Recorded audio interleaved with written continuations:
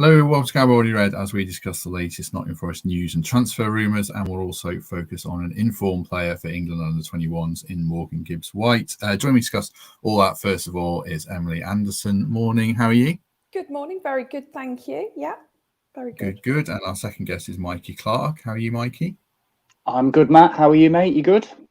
I'm all right. I was saying before we started, I'm off today and forgot that, but still arranged this. But it's not really work, is it? So it's always good to talk Forest.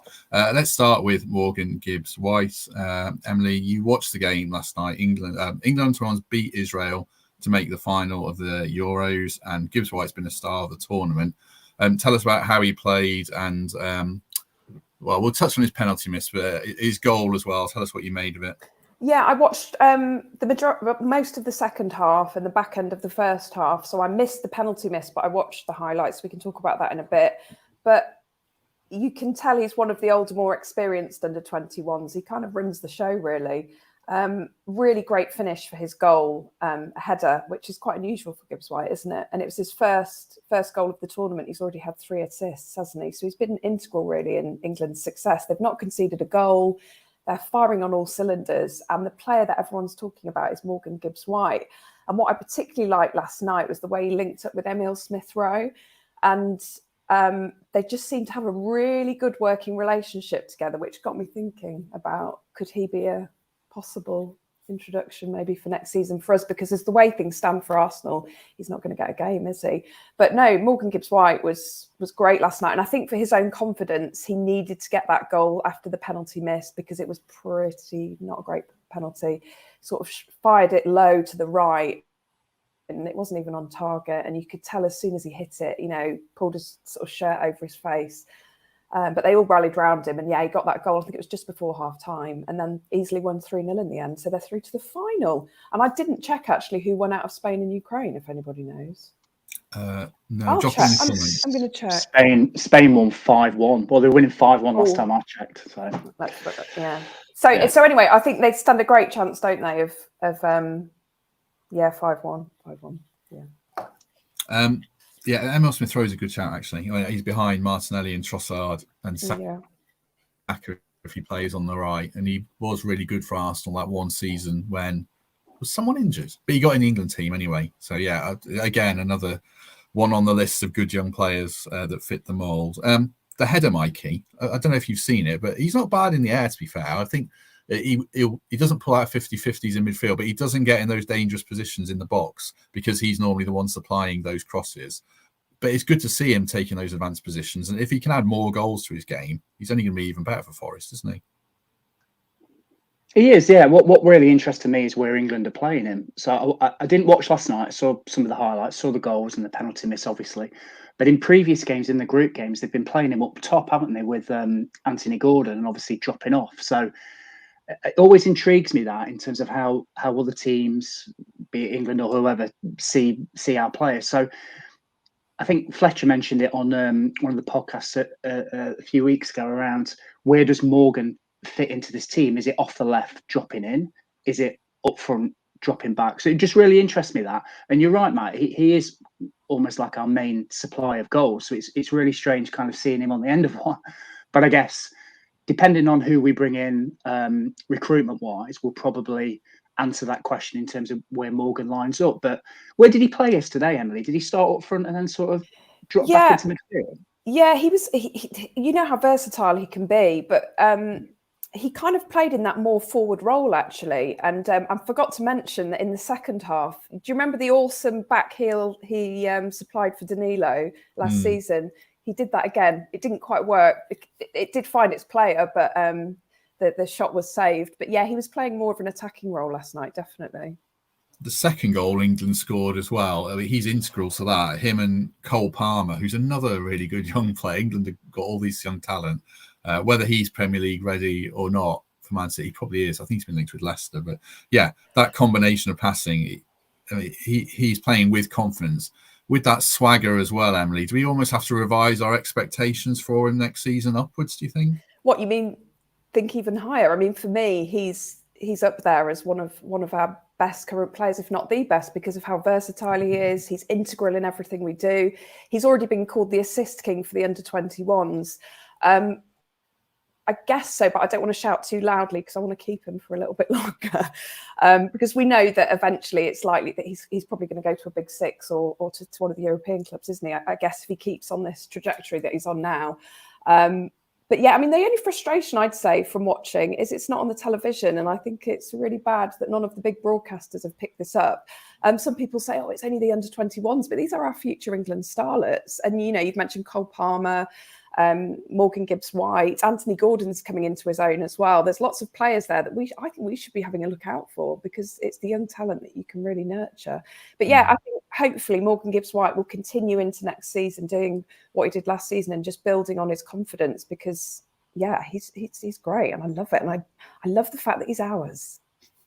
I think what I meant was, in terms of building, for all his good performances last season, it wasn't until the last 7 or 8 games that we saw goals and assists really consistently. And I suppose is that not just because of the players that are around him? You know, yeah, possibly. It is a team game. And yes, he was probably working just as hard. But I've mentioned this before, that, for example, when John Joe Shelby was in the team, the balls were sort of missing him and going over him. So you felt like Gibbs-White was having a quiet game. I think as the players have got to know each other, we've got that solid midfield now. It means that he can push forward slightly more, and he can feed a Wanye. He came back from injury, remember? We didn't really have the front man. So actually, yeah, maybe I'm overthinking this, but I think that, yes, he does need to improve, and he will improve, but I think he was already doing a pretty solid job for us, even before the back end of the season when he started getting those goals and assists. Yeah, I think, personally, I think the arrival of Danilo in midfield probably helped, because it was that box-to-box, so we weren't so one-dimensional. I think that made all the difference. Penalties, Mikey, are a bit of an issue, in the sense that, well, are they an issue? I mean, he hasn't missed for Forest, but when he steps up, I don't necessarily think he's going to score. Should he still be on penalties for Forest till he misses for you? Probably, yeah, because he's not missed any yet, as he for Forest, I don't think. Yeah. But I understand what you mean. You know, we cast our mind back to the semi-final of the playoffs, and that penalty for Sheffield United. Thank you for missing that, by the way. So yeah, and I think he scored one at Wolves. He did exactly the same thing, and it just went under the goalkeeper. Obviously missed last night, but he did score a couple, if you remember, for us against Southampton and Brighton. Really crucial penalties, high pressure. So I think he's got that role until something goes wrong, until he misses, or, you know, somebody else comes in. I think you have to look at alternatives as well. Somebody said to me last night, Niakate's got a 100% record in taking penalties. I think he's took 3. But I probably wouldn't want him taking penalties unless in training he's bagging them in. So again, it just depends on recruitment, depends who we get in. But for me, he's got that shirt. He's our set piece deliverer. You know, he's the guy that creates most of our chances, and he's the guy that sticks away penalties. So until that changes, and let's remember, right, our penalty taker before that was Brennan. He missed a few. Before that, Graben, I think he had a season where he missed 6 or 7. I seem to remember, and he kept the penalty taking responsibility. So yeah, I think Gibbs-White's still on it until something happens differently. Just going back to your previous point, Matt, around some of the exciting talent that Emily was talking about in the England team. I genuinely don't mind when our players are linked with, you know, moves to so-called bigger clubs, you know, the top 6 or whatever, because that shows they're doing something right. And you look at some of those players. Cole Palmer, is he going to get a kick for Man City? I'm not sure. You know, Steve Cooper's got a great reputation of bringing young players on. You see what he did for James Garner. He's worked with the under-17s, I think, for England. He's a guy that can be trusted with some of this younger talent. So I'm sure we'll talk about potential signing shortly. But, you know, if Man City are willing to loan out a James McAtee again, who was at Sheffield United, he was brilliant for them, or a Cole Palmer, do you know what? I think we might be at the top of that queue. So, you know, it's all looking really bright, Trent side, I think. And as long as we can surround Gibbs-White with some of this younger talent, he can just take what he's doing for England and stick it straight into Nottingham Forest at the start of the season. That'd be brilliant. Palmer's been linked with Brighton. I didn't realise that. Somebody in the comments just Googled it, and he has. Yeah, 5 goals and 8 assists for Gibbs-White last season, I should have said. Is he still on penalties for you, Emily? A few people have said... someone said Yates. I think it might have been Jake. Too much pressure. Too much pressure for Yates. No, I'd keep Morgan on pens. My only concern, and this is a really stupid thing, but it does worry me, is the way he runs up. Does that not stress everyone else out? Does that little sort of Johnny Wilkinson? He stopped doing it, didn't he? For the No, Brighton... he did it. He did it last night. He did it. I'm going to say he did it last night, and he missed, and he didn't do it in his last two for Forest. And so I guess that might be like a psychological thing for him. But yeah, last night wasn't a very confident penalty. But I wonder if it was the pressure. But you could argue that Brighton and Southampton penalties were way more pressure for him because of our survival. But yeah, unless he really starts going on a downward trajectory, I would keep him on pens because I don't think there's anyone else that I'd feel as confident taking them. No, there's such a psychological thing. Like, I think Brennan... Oh, absolutely. They're professional footballers. They should be able to score from a pen. But it's way more than kicking a football, isn't it? It's all about the psychology behind it. And, you know, when Morgan Gibbs-White practices his penalties, 9 times out of 10, he hits the target and it goes in. Last night, it went off to the right. Why? We don't know. Yeah. I mean, give the lad a break. Brennan was really good at taking them in the Championship after he missed that one at Sheffield United in the league. He scored some big ones. But then the ones he took in the Premier League were always at a good height. I think he played it a bit safe.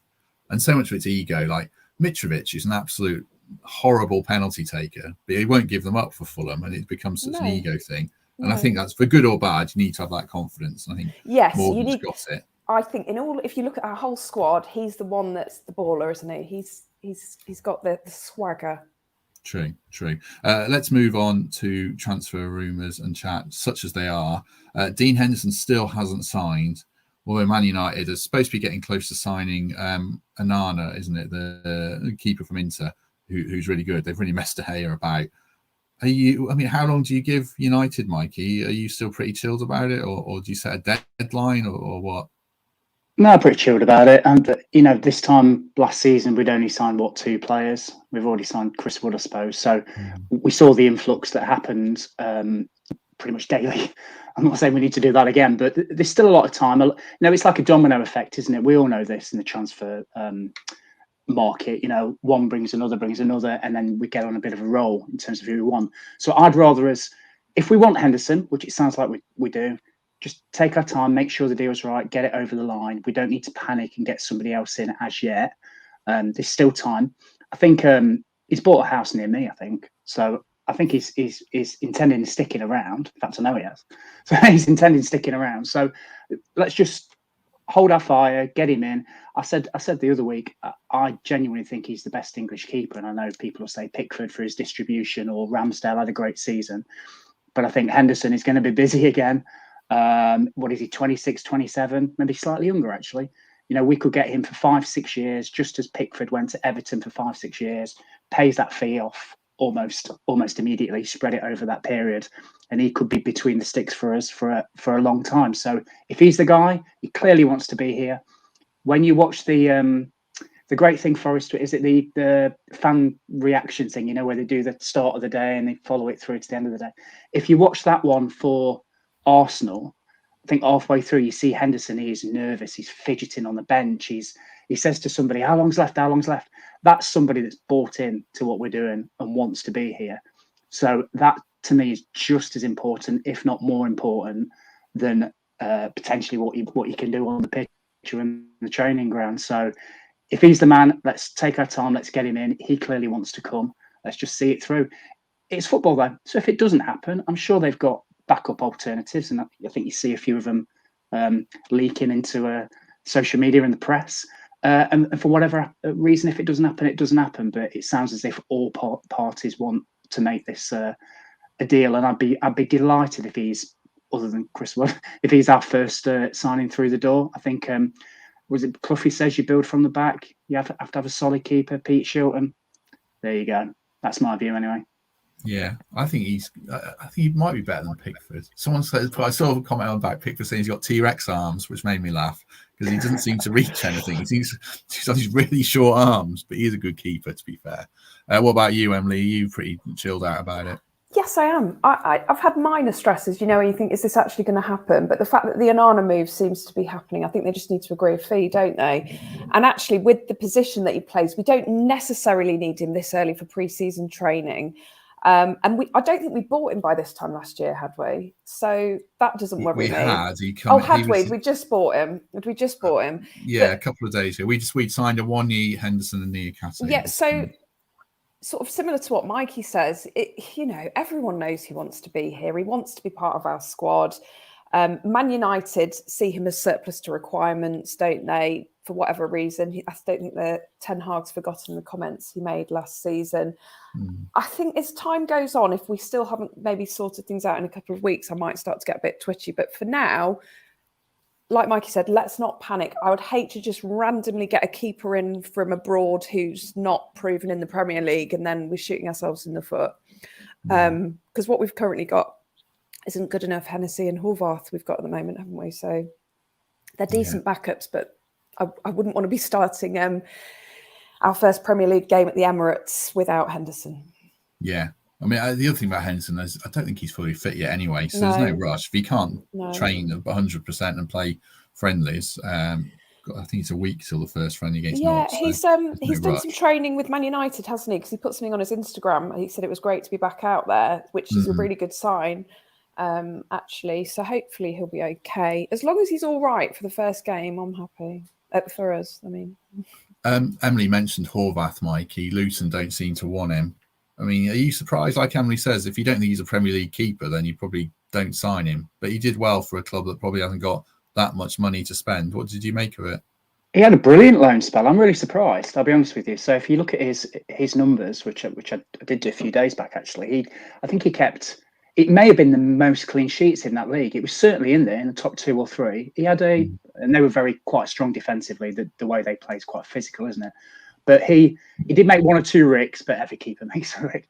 But in general, I thought his loan spell was a great success. And by all accounts, there was a whether it's a written agreement or a tentative agreement that they could make that permanent. Sounds like they don't want to. Maybe they have bigger targets or somebody that's lined up. But I'm with Emily on this. I think I'm not sure about Hennessy, but I think Horvath might be a decent backup for us. He's never let us down. When he played, I remember a game at Sheffield United when we went up, we drew 1-1. He was really good in that game. He's never let us down, I don't think. So, but yeah, I'm the same. I think it's all about getting Henderson over the line. If you remember back to last season as well, not the goalkeeping position, but we had certain targets. James Garner was obviously one of them. They've admitted as much since, but we decided to move on people like Freuler, because at the time Garner wasn't available. And then lo and behold, a week later, 2 weeks later, he becomes available and goes to Everton. So again, I'm going to reiterate the point. If we want Henderson and he wants to come and he's the main man and Man U don't want him, if it takes an extra week, it takes an extra week. But just get him in. Let's not go for inferior alternatives just to fill a quota, or that we potentially did do last season. That's what I think. Horvath did make 1 howling error for us, if you recall, in Chris Hughton's last game. Oh, we did. You're right. Yeah. It might not be the worst thing because that was Chris Hughton's last game. So as history played out, it wasn't too bad. But yeah, he didn't look very confident in those first few games playing. Let's move on to another transfer link. Piero Hincapié. Ecuadorian defender, plays for Bayer Leverkusen. He's 21. He's linked about 35 million and linked with Newcastle and Spurs, I see. I've only seen him in the World Cup where he looked decent. Have you seen anything of him, Mikey? I haven't, but I spoke with a few people this morning who have. And the general consensus around that group of friends is that he's really good. And not that he's too good for us, because I'd never say that, but the suitors that he might get might be a bit higher in the league than us in terms of where they potentially finish. So if we can get, first off, that shows the ambition. I think, a young defender only going to get better, played at the highest level, very highly rated. So, I think it's great. A lot of these won't come off, but if that's somebody we're looking at and somebody that we're potentially talking to, getting him over the line, knowing that, we're probably going to start with a back 3. We're going to need, is he centre-back, isn't he, Matt? Yeah. And going to need 5 or 6 centre-backs. There's doubts around Willy Bolly, Scott McKenna's fitness. Worrell's got a year left. We may end up looking a bit thin in that. So if we can bring somebody in at the age of 21 who's only going to get better, high ceiling, I think that's great. I think that's who we should be looking at going forward. But yeah, I've personally not seen him, but my friends say he's a bit of a player. So good stuff. I remember him in the World Cup looking decent, although the opposition wasn't the best, and it wasn't the greatest Ecuador team, but he did stand out. What about just generally signing another centre half, Emily? We've got 6 and Steve Cook, who wasn't in the squad. Do you think we need one more? Probably, just because of what happened last season with all the injuries. We lost Bolly and McKenna, wasn't it, in the Fulham game really early, and it seems to be a bit of our Achilles heel, that position. And as Mikey said, if we're going to start with a back 5, so to speak, to keep us defensive, I think, yes, we need to make sure we've got strength and depth there. And I think someone like Hincapi, as you mentioned, because he's so young, probably the ideal player for Steve Cooper to mould, because he's just got this way, hasn't he, of just bringing players on. Other teams, Tottenham and Newcastle, are looking at him, which actually just makes, like Mikey said, it shows how far we've come. But also, why not? Why can't we sign someone like that? But yeah, I'd say let's not go crazy on the signings, but a centre-back would be one I think we definitely need. Speaking of Tottenham, Ryan Sessegnon was one of the links at the weekend. Another Cooper ally from England Under-17s, a player he knows well. He's not really hit the heights at Spurs, Mikey, because it sounds like he's had quite a lot of injury problems, can't get in the team, but he was so promising at Fulham. I remember him absolutely ripping it up for Fulham. Again, is it in that kind of Hudson or... You're back on now. Hopefully you guys can hear. I'm back. Yeah. What do you think about Ryan Sessegnon? Was basically what I was saying. Yeah. Very long-winded one. No, it's fine. It's fine. I remember him at Fulham as well. I think we all do. I think he got Championship Player of the Year, or certainly Young Player of the Year. He was a serious player when he was about 18. In fact, he can't be much older now, can he? He must only be late teens, early 20s. But he's 21, is he? 22. Yeah. Brilliant. So again, 21. Yeah. Back to your point, Emily. That's moulding young players seems to be our manager's forte. So, maybe his career has stagnated, but let's be honest, a lot of people that go to Tottenham have that problem. I refer you back to a right wing back we used to have last season that went there and didn't get a kick. So I don't think we need to look at that as a indictment of his ability. I think let's scroll back to what we know he can do, and we know he can impact the game seriously. And if we are going to play a back 5, he is perfectly suited to that right wing back role. And also, if we go to a back 4, he can play further up the pitch. So I'll be honest, when you mentioned his name to me about a few weeks ago, I wasn't so sure, because your initial views are, where has he been for the last year or two? But then when you actually take stock and you look and you remember some of the things he's done and refer to the fact that he's still only a young kid, he could be another brilliant signing. So I think it's somebody, him and probably Hudson-Odoi, I'd certainly like to be in that conversation for, because it is an area that we need to fill. Loddy probably won't come back. Toffolo is a really dependable guy to have around the squad, but you probably wouldn't want to start a Premier League season with him as your first choice, with all due respect. So I think Sessegnon might be somebody that we seriously look at. I'm quite excited with that one. And you can play him further up the pitch as well, can't you? Because he's just as happy being a left winger. And you mentioned, Mikey, about the fact that people have said maybe he didn't shine at Tottenham. Well, look at Morgan Gibbs-White. He couldn't get into the Wolves squad, could he? And look how well he's doing now. Steve Cooper's got a habit of getting those players that are out of favour at their club and then just finding the best of them. Serge Aurier. How many people laughed at us when we signed Serge Aurier? And he's been brilliant at the back for us. I've been having a look at Sessegnon more closely since he's been linked with us. I think he'd be a great signing, because it is that left side that we're lacking at the moment, isn't it?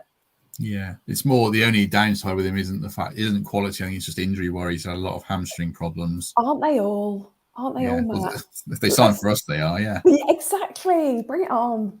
Also, we've got Omar Richards, who's back in training, which is really good to see. So. He feels like a new signing, doesn't he? Because he's not actually played for us. And if he can keep fit, he could be the answer to all our problems. Yeah, he certainly could be. I mean, I said this last week. You don't play for Bayern Munich and be rubbish. So, and he was targeted very early by the previous recruitment team. So I think there must be something in him for sure as well.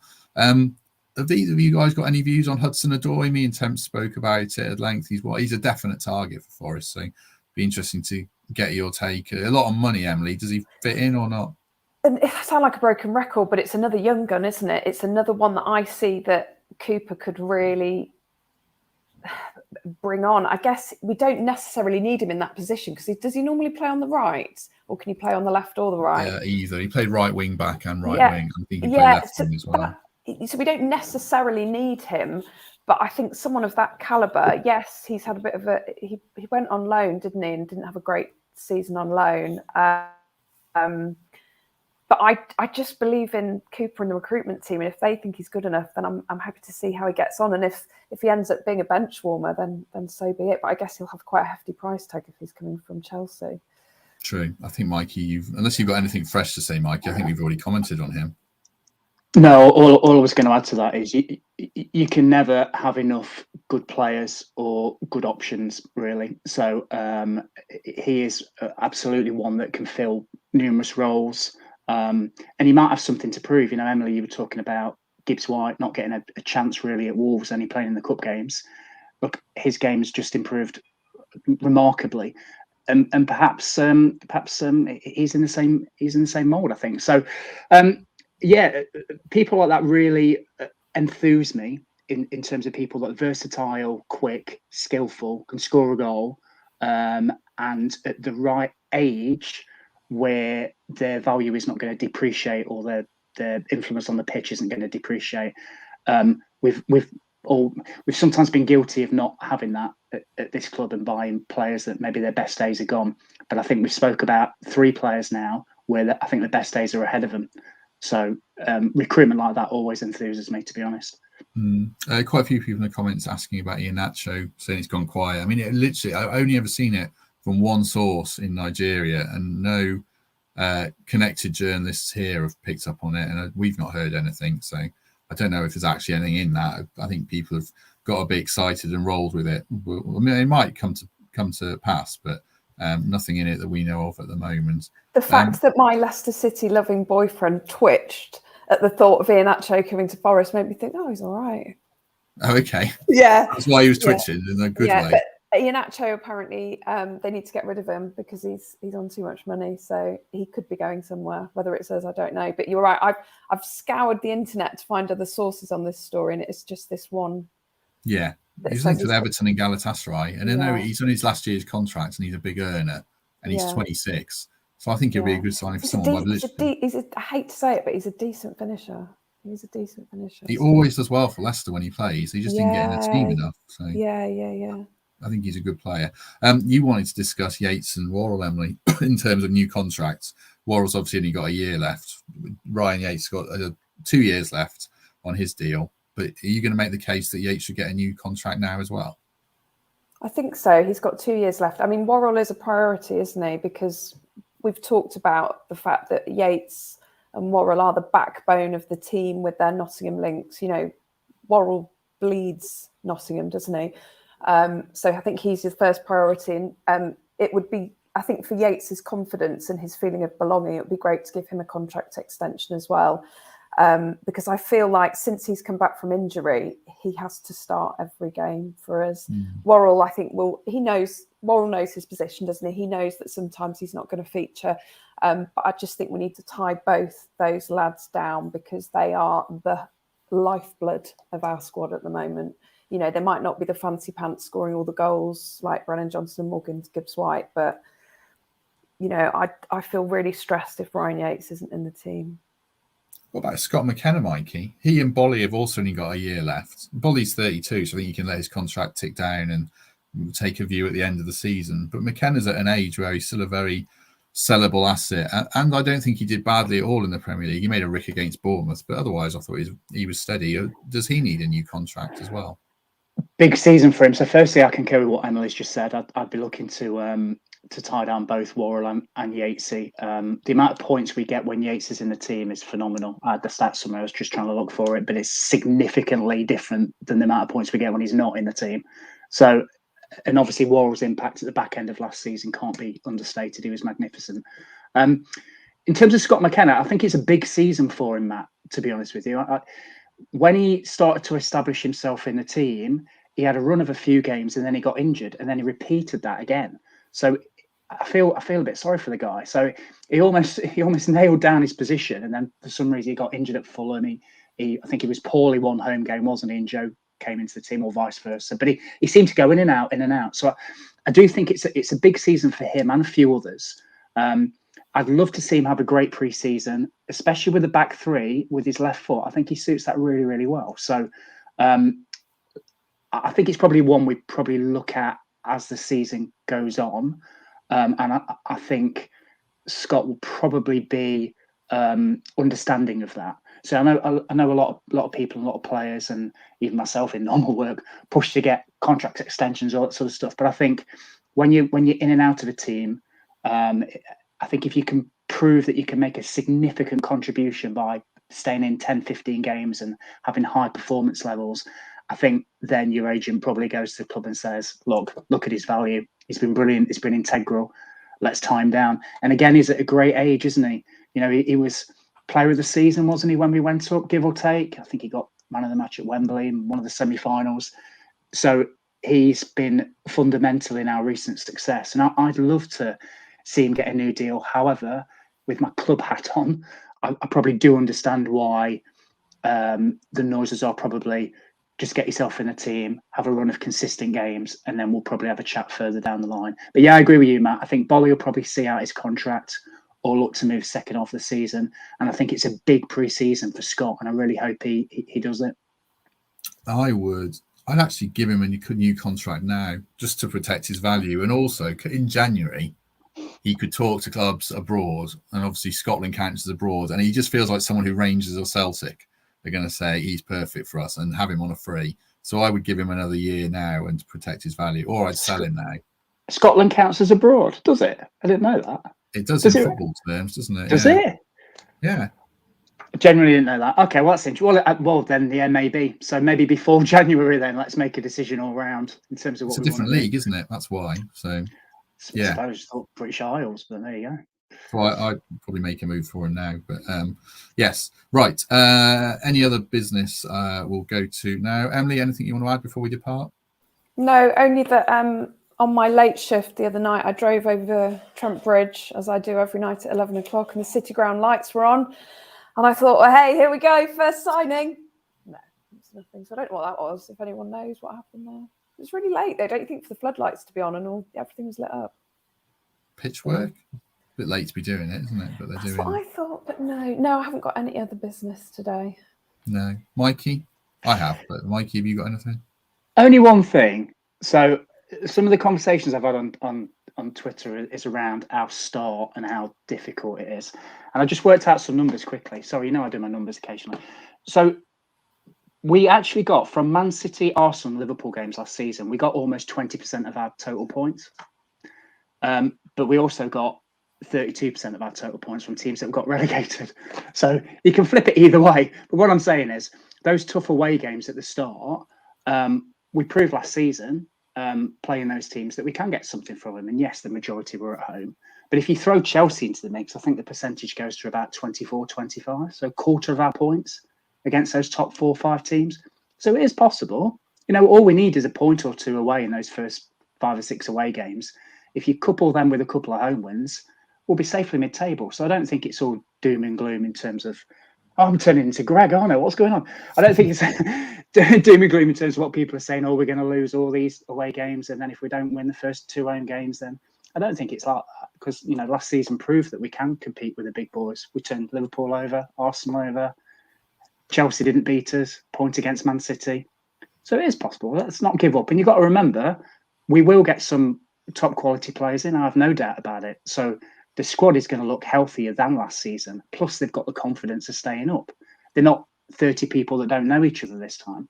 So there's a lot to look forward to. So don't be so pessimistic, guys, is what I'm saying. And at the risk of sounding like Greg, here, come on, guys, let's go into the new season with some hope and optimism. Seriously. I know we're not necessarily going to pick up loads of points from those first 6 games, but we've got to play them at some time. And I'd rather play Man City early doors when they're still basically getting their squad together. So yeah, just be optimistic. It's a long old season. We all thought we were down by Christmas, and look where we are now. Yeah, Get the tough ones out of the way. That's it. That's the way I look at it. Get your happy clappers out with me. Come on. Here we go. Let's go. I hate that term. 6 I say points it to wind you up, Matt.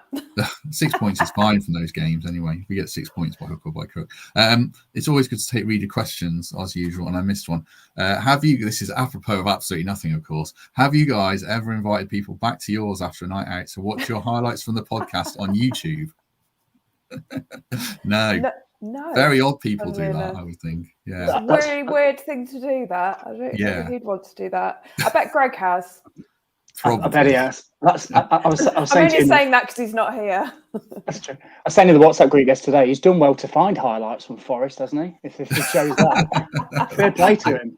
They were Newcastle highlights, I think. Oh, yeah. Quick bit of admin from me. I'm really bad at saying if you like this, subscribe to the channel, because we get more people viewing videos and subscribing. So do subscribe on YouTube and give us a like. It does help spread the word, and iTunes reviews and comments and all that really helps spread the word. So do that. Twitter's dying on its arse by the look of it. So we've got an Instagram account at Garibaldi Red Podcast. I've set that up, and we'll probably do this Threads thing. One of you's on it. Was it you, Emily? I signed up to that today. Very exciting. It's basically Twitter. It's very, very similar to Twitter. So instead of retweeting, you repost. Right. But the whole setup is really similar. So I think as Elon Musk is stopping us from doing stuff on Twitter, lots of people are tending to be moving over to Threads. So we'll see. It is an Instagram meta platform, isn't it? So yeah. But it looks like it's already firing on all cylinders. Forest haven't got their Twitter account, their Thread account on there. Sorry, I checked earlier, so they need to get on it. Come on, Forest. Yeah, we'll probably give it a go. I'm sure it'll take. I think you should. Yeah. I'm falling out of love with Twitter. Well, I don't think I was ever in love with Twitter, but running out of patience. I should think. Greg in the comments asked, are we doing the fantasy league again? Yes, we are. I'll sort all that out. The game only launched yesterday, although I have picked my team already. Mikey will know. Mikey won't. Can you pick your fantasy team? Yeah, they launched the game yesterday. Yeah. I'm highly competitive and terrible, which I think is a great combination.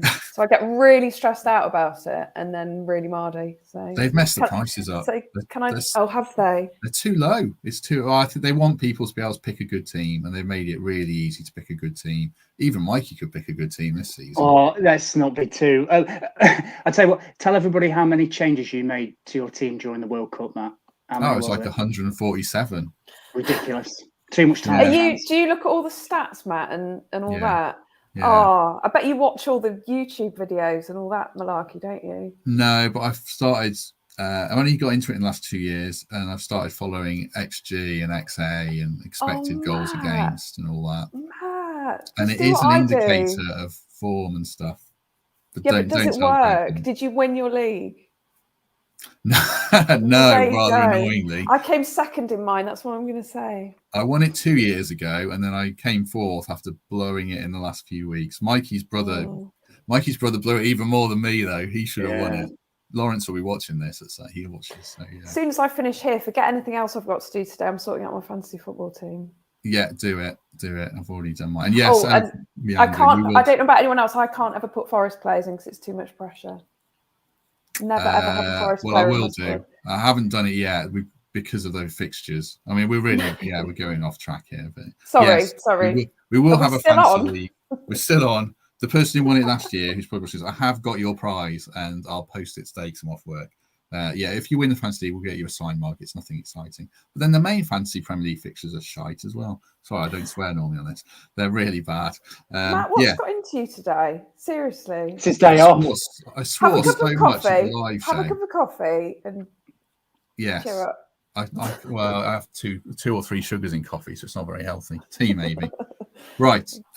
Very usual meandering outro. Still got 270 people watching, which is good but strange. Thanks to everyone who watched along. Loads of comments, very much appreciated. Do like and subscribe. As I said, we'll be back on Monday with David Phillips. I recorded that yesterday. It's really good stories about Collymore, Bohinen, Clarke, and his time at Forest. And also he works for Premier League Productions as a co-commentator. So he's very up on Forest, having seen quite a lot of games last season in person. So to get his take was good. So that'll be out on Monday morning. Emily, thank you very much. Thank you. Mikey, thank you very much. Awesome. Lovely to see you both. Yeah, I think it's probably going to be Greg and Temps doing this this time next week. So in the meantime, have a good few days, everyone, and we shall see you soon.